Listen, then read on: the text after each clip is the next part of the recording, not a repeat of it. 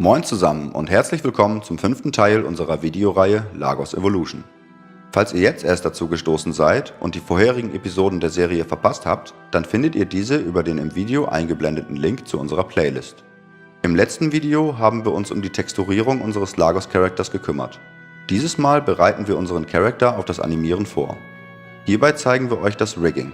Dabei geht es darum, dem Charakter ein Skelett zu erstellen, das sogenannte Rig. Anschließend binden wir die Geometrie unseres Lagos an dieses Rig. Dieser Arbeitsschritt wird auch Skinbinding genannt. Auch dieses Mal haben wir für euch 2 Basic-Videos angefertigt, in welchen wir euch die Grundlagen dieser Arbeitsschritte an entsprechender Stelle näher erklären. So starten wir unser Video jetzt auch direkt mit dem Basic-Teil zum Arbeitsschritt Rigging. Das kleinste Element eines Rigs ist der Joint. Dieser funktioniert im Endeffekt wie ein Gelenk eines Skeletts.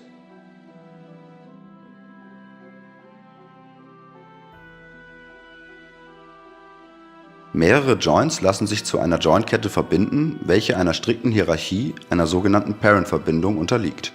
Wird ein Joint bewegt, so müssen ihm alle Childs, zu Deutsch Kinder, also alle Joints in der Hierarchie unter ihm, folgen. Hier haben wir etwas, was einem Arm ähnelt. Zumindest würde es sich später gerne bewegen können wie ein Arm. Um dies zu ermöglichen, müssen wir ein Rig bauen, sprich eine Jointkette passend zur Geometrie und den späteren gewünschten Bewegungen aufsetzen. Es ist wichtig, Joints immer dort zu setzen, wo eine Veränderung der Bewegung oder Rotation stattfinden soll, wie ein Gelenk eben.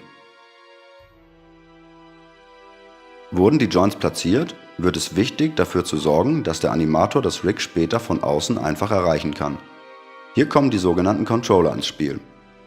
Es ist wichtig, dass das Rig für ihn so intuitiv und verständlich wie möglich aufgebaut wird. Hierbei spielt vor allem die Platzierung der Controller eine Rolle. Und dass ihre Translationswerte gefreezed, sprich auf 0 gesetzt werden. Bei einem Character Rig, welches sehr komplex werden kann, ist es zudem sehr wichtig, die Controller auch in Form und Farbe zu individualisieren. Außerdem ist eine verständliche Benennung von Joints und Controllern sehr zu empfehlen. Wurden Joints und Controller platziert, dann ist es an der Zeit, die beiden Elemente zu verbinden. Hierbei sind 2 Dinge wichtig. Die Controller müssen untereinander in eine logische Hierarchie gesetzt werden. Diese regelt die Abhängigkeit der Controller zueinander.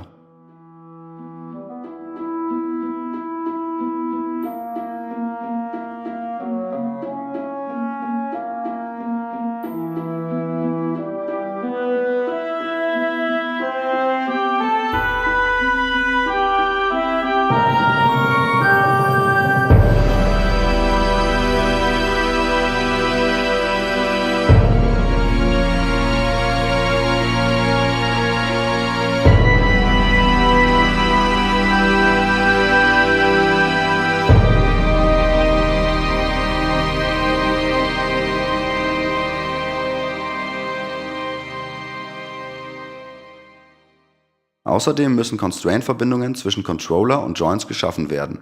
Im Endeffekt handelt es sich dabei um eine Art Versklavung der Joints an die Controller, wobei festgelegt wird, welche Joint-Attribute zukünftig durch den jeweiligen Controller gesteuert werden, ohne sich in die Hierarchie einzureihen.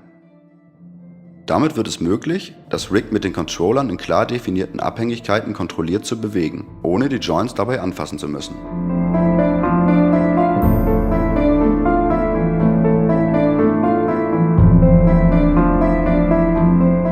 Nachdem wir in unserem ersten Basics-Teil die Grundlagen zum Arbeitsschritt Rigging näher erklärt haben, beginnen wir nun damit, das Character Rig unseres Lagos auszuarbeiten.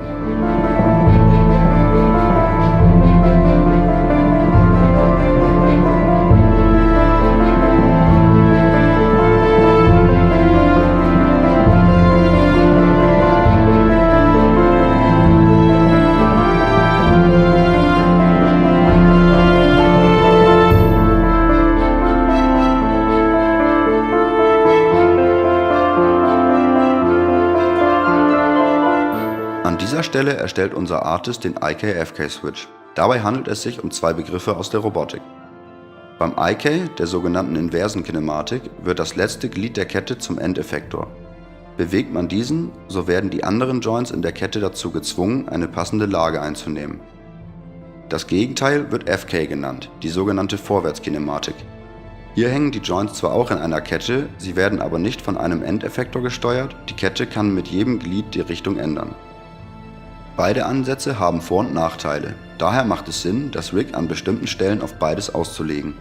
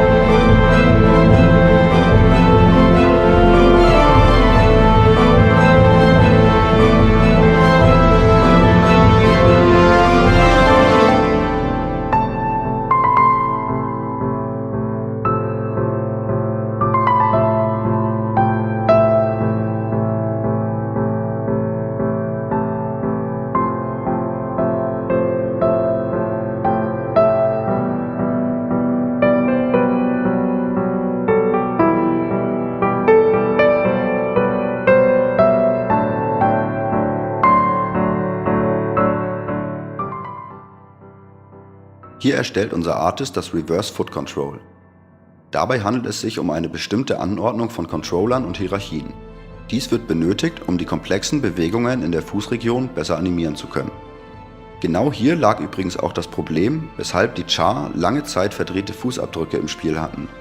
In der Engine wird die Richtung, in welche sich die Textur des Fußabdruckes ausrichten soll, anhand der Ausrichtung des Fußrigs bestimmt. Das Problem bei den Char ist, dass hier die Reverse Foot Control verkehrt herum aufgesetzt wurde, um eine natürliche, katzenartige Pfotenabrollung zu erhalten. Für die Lösung des Problems musste also für das Tool in der Engine, welches diese Richtung bestimmt, eine Ausnahme für die Char geschaffen werden, wodurch das Ergebnis in diesem Fall umgekehrt wird.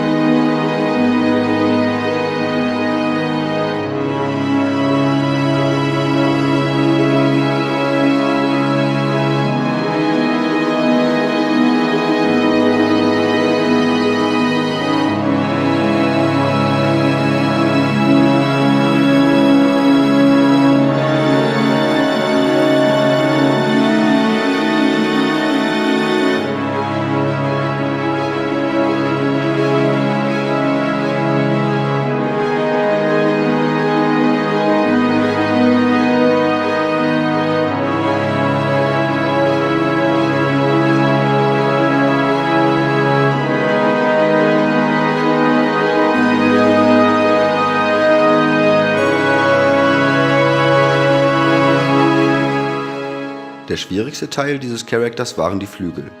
Flügel sind immer eine Herausforderung, da diese eine sehr weiche und flüssige Bewegung benötigen und sich nahezu in alle Richtungen verformen können, hat es nicht ausgereicht, einfach nur Controller und Joints zu verbauen. Wir haben deshalb auf Curves zurückgegriffen und diese als Deformer für die Joints benutzt. Die Curve selbst wird dann wieder von Controllern bewegt.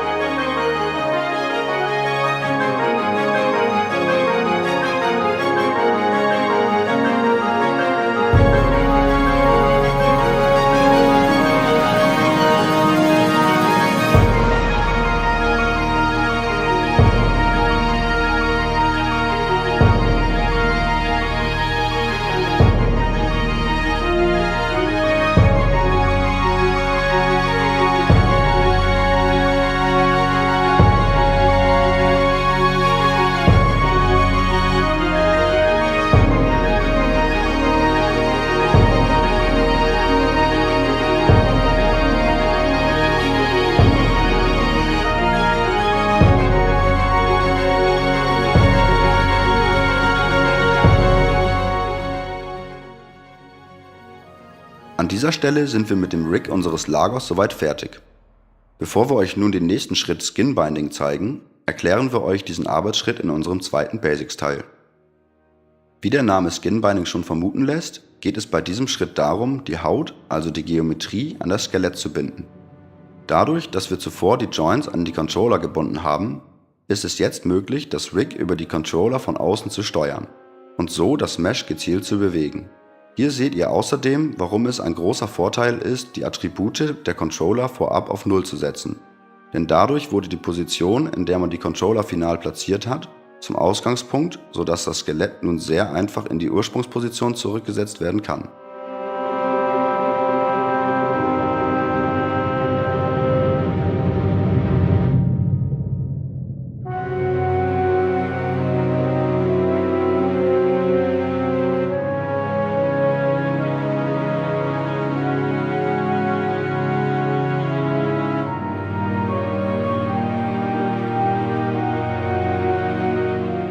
Grundsätzlich geht es beim Skin Binding darum, dass die Attribute der Vertices des Meshes in Abhängigkeit zu den einzelnen Joints gesetzt werden.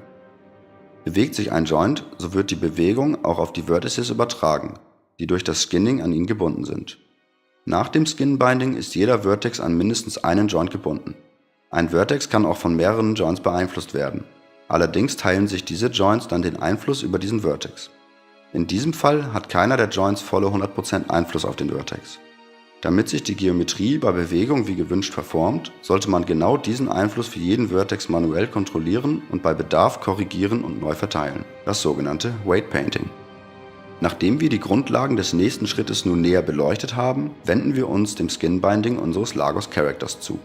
Wir haben die Geometrie unseres Characters in mehrere Einzelteile zerlegt, um so das spätere Austauschen von Ausrüstungsteilen zu ermöglichen.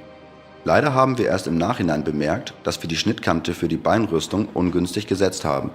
Diesen Fehler haben wir inzwischen behoben. Beim Skin Binding ist es nun wichtig, dass wir an den Schnittkanten beidseitig alle Vertices zu 100% an denselben Joint, welcher für diesen Bereich zuständig ist, binden. Dieser Vorgang sorgt dafür, dass die Schnittkanten bei Deformation durch Bewegung geschlossen bleiben. Dies gilt im Übrigen auch für alle Rüstungsteile eines Charakters. Für jedes neue Rüstungsteil muss auch der gesamte Prozess des Skin Bindings für die entsprechende Körperregion erneut durchgeführt werden. Das ist wichtig, da im Spiel beim Rüstungstausch die Meshes samt Skin Binding komplett ausgetauscht werden. Hierauf werden wir im Video zum Aufsetzen des Charakters in der Engine nochmal näher eingehen. Das sind unter anderem auch die Gründe, weshalb das Entwickeln neuer Rüstungssets so viel aufwendiger ist als neue Waffen.